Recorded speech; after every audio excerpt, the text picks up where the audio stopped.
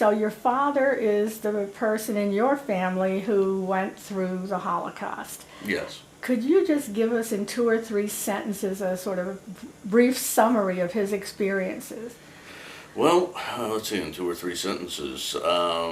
His experience was that, first of all, when the Nazis invaded, he was about 10 or 11 years old. He was forced out of school. He was put into the Tarnow ghetto.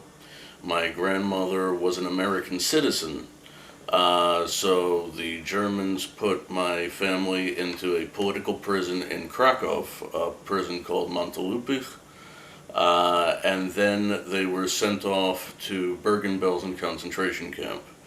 My father was liberated on April 13th, 1945 by the U.S. 9th Army, 30th Infantry Division, on a train that was headed from Bergen-Belsen.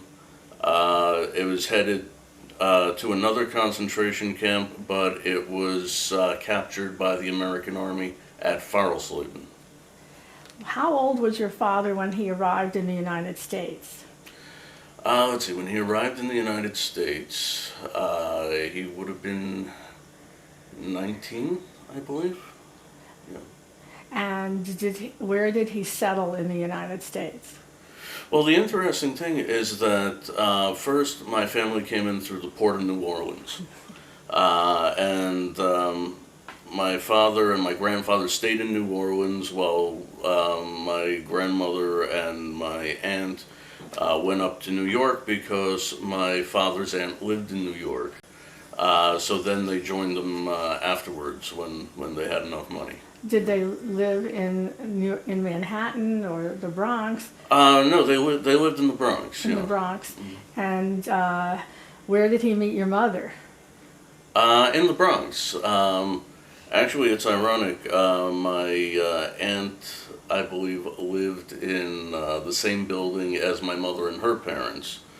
After she got married to my uncle Fred, and they were introduced. My aunt and my mother's mother used to do laundry, if I'm not mistaken, around the same time, so they got to talking, and and that's how things Sort of happened. made Yeah. a match. Yeah. Now, this was your father's sister who also went through the war Yes. with him, and could you tell us her name? Her name is Rosalind Ruiff.